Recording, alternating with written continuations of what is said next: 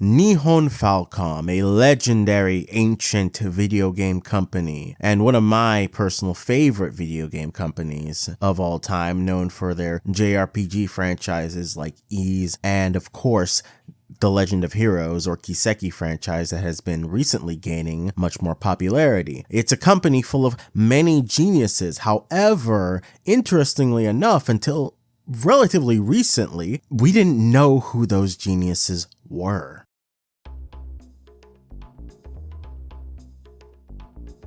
Now, if I was to go over every single genius in Nihon Falcom, we'd be here forever. There's one particular group though I want to single out and focus on for this video, and that is Sound Team JDK. It's the umbrella term that Falcom uses for all of the musical talent behind the game music that they make. However, this title, this label didn't always exist. In fact, in the 1980s, there was no Sound Team JDK. In the 1980s, developers that worked for Falcom, whether musical or technical or computer-based, were all just genuinely credited and just given their fair due.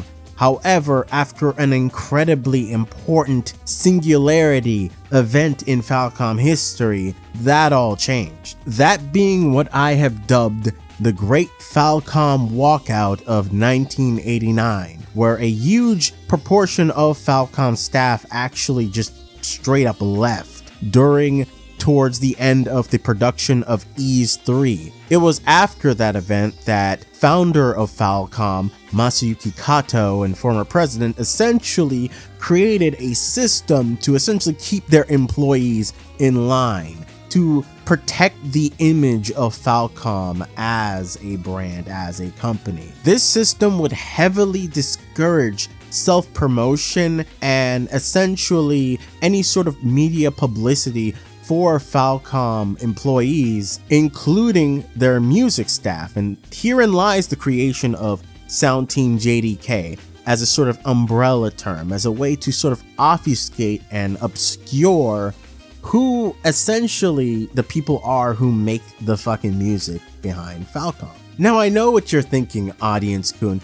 Wow, that Kato sure sounds like a fucking asshole. And you know what? You're kind of right, but I can sort of see why Kato would make that decision if you consider his background. Falcom as a company was not founded as a video game company.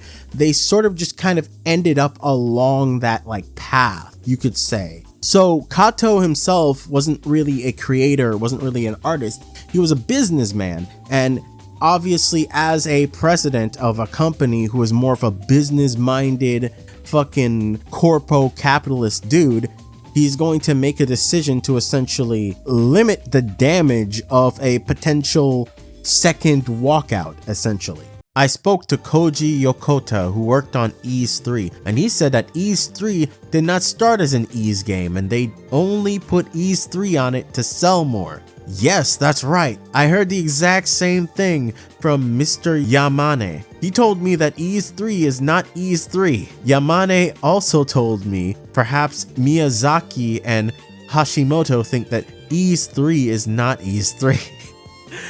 It's just perhaps Wanderers from Ys. It's outside the story. You mean a Gaiden or side story? Yes, that's right.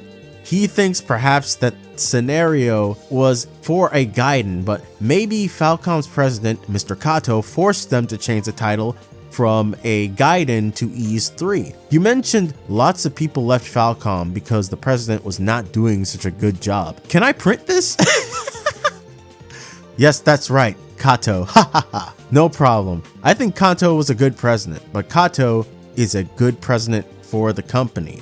However, I think Kato is not a good president for staff. I heard about this because Kato kept their salaries too low. Apparently, the staff made really big hits. However, Kato did not provide any kickback from these hits towards their salaries, so lots of staff complained. Right, Masayuki Kato. I think Kato was a good president for the company, but not a good president for staff. And Kato was not a good president for maintaining staff motivation to create games at Falcom. So almost all the old staff left Falcom. almost all of Falcom's first really good creators left. This whole situation is made even worse when you understand that the walkout itself was essentially caused by Kato, essentially forcing Falcom staff to take Ys 3 in a direction they never really wanted to take the game in. The game of the time known as Ys 3 was never intended to be Ys 3. It was intended to be a completely separate game. However, Kato essentially pushed the issue in order to capitalize on the popularity of Ys 1 and 2. Once again, that businessman mentality that like, oh well, Ys 1 and 2 are making money, so we should just make more Ys. Not really considering the artistic side of things and what his employees wanted to do. So once again, here we are with Sound Team JDK, a label created to limit essentially the careers of the musicians working within Falcom by obfuscating the work they've done for the company. Now, even despite this, Sound Team JDK has produced some fucking bangers and has a lot of really notable names, to the point where you could arguably say that Sound Team JDK has had an irrevocable effect on all JRPG music, and by extension you could argue anime fantasy tracks and just anime action tracks as a whole. A great example of this is Yuzo Koshiro, an OG composer from Falcom's 80s era that did a lot of composition for Dragon Slayer and Ys 1 and 2. So if you fucking love tracks like some of the bomb ass fucking songs in Ys 1 and 2, you have this guy to thank for that. He, however, was one of the major figures that walked out during 1989. And his influence can still be felt on video games today with things like Streets of Rage and Etrian Odyssey. However, he has never been officially credited by Falcom after his walkout, as he states in a particular interview.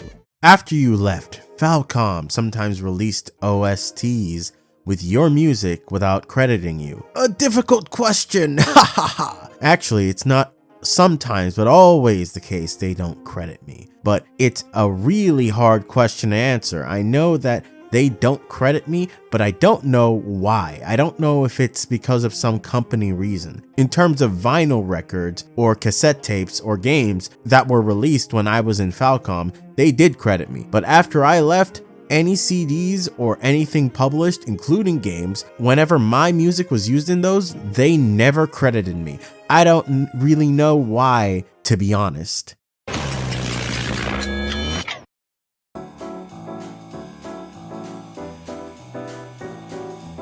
Of course, there are a lot of other cool people in the company, a great example being Masanori Osaki, who is essentially like the king of the PSP era of kiseki, the composer of tracks like Formidable Enemy, Firm Strength, and of course, Inevitable Struggle.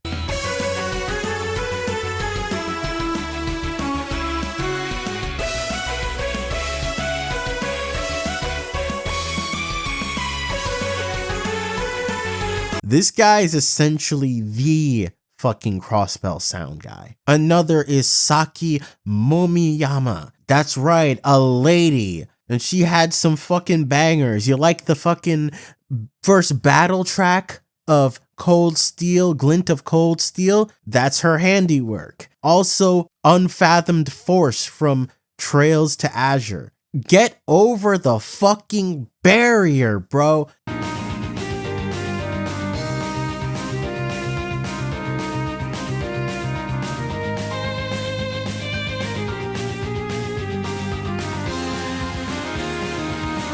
This lady was cooking. But yeah, I could keep going on and on and on. There's a lot of staff members with various contributions that are not glazed nearly enough. Koshiro is obviously a very important figure overall for gaming in general, but he wasn't with Falcom for that long. So what about some of the people who are sort of the mainstays, the big fucking heavy hitters? One guy in particular comes to mind when I think of some of the biggest fucking bangers in Falcom history and kiseki history, and that is Takahiro Unisuga. Now, it's not an exaggeration to say that Unisuga is fucking modern Falcom music. A lot of the bangers, a lot of the really heavy hitting tracks can be traced back to this motherfucker who joined Falcom in 2005 and contributed to the soundtrack of Trails in the Sky's second chapter as his first game. So this motherfucker's been around for a long time, supplying the franchise with hot fucking bangers that can be heard throughout Sky, Crossbell, and fucking Cold Steel arcs of the Kiseki franchise. Bangers like Blue Destination, Looking Up at the Sky, Afternoon in Crossbell, Azure Arbitrator, Fateful Confrontation, and the list goes on. This man does not miss.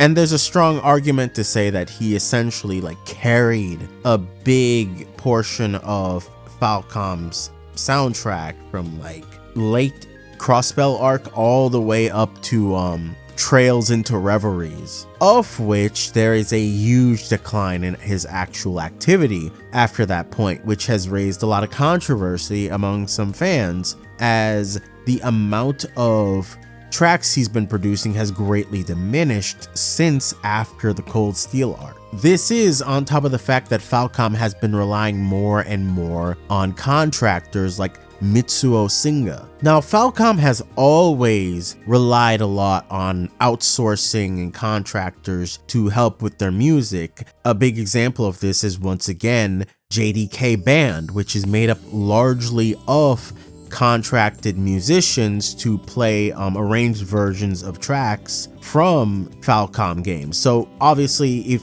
you look up on YouTube right now, you can find bands performing big music pieces of arranged tracks from Falcom games. That is JDK Band, which is not the same as Sound Team JDK, and it's largely made up of just contracted musicians and stuff. However, all of the music produced by contractors through JDK Band is also oftentimes credited as Sound Team JDK. It's all very muddy and weird and hard to tell who is internal staff and who is not, especially before the great leak of January 2019 that revealed a lot of the information that we currently know. A lot of the information as far as the names involved in the creation of a lot of tracks, but even then it's a lot of guesswork as to the specifics of how much a particular individual contributed in certain areas to different aspects of music. But on that topic, contractor or not, it's still worth mentioning excellence when it comes up,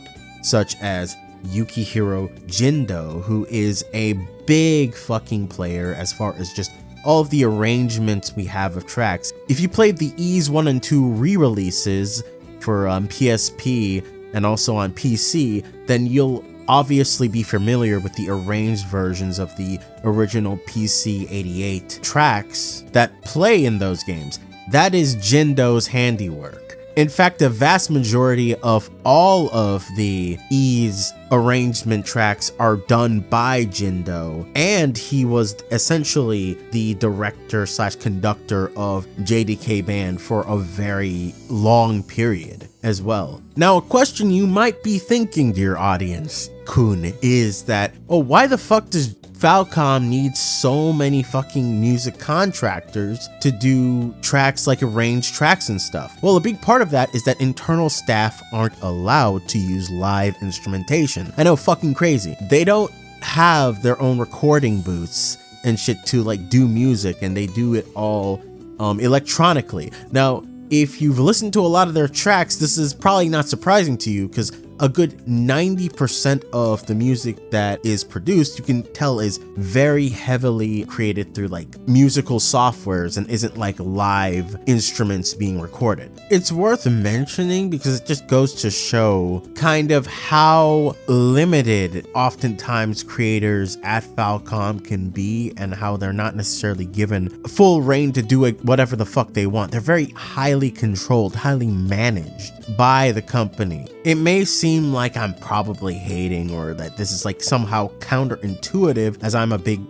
proponent and supporter of Falcom games and stuff. And, I do want to see the games from Falcom succeed, but I would say I'm a bigger proponent of the actual creators and the people who make the art and the things that I like. I want to see them succeed at the end of the day and be successful and be happy and make more good things, make more good art that I want to see. There are a ton more people in Falcom, not just musicians, but also artists and programmers that don't really necessarily get the due that they deserve. And the actual depth and length of it, I'm just really scratching the surface here. A lot of my information that I'm sharing with you right now actually comes from a Google Doc compiled by OST uploaders that compiles a vast array of information that was gotten through leaks, as well as interviews and just various bits of information and evidence of this company's policy. There's a lot of wild shit in there, and I definitely feel like you should take the time to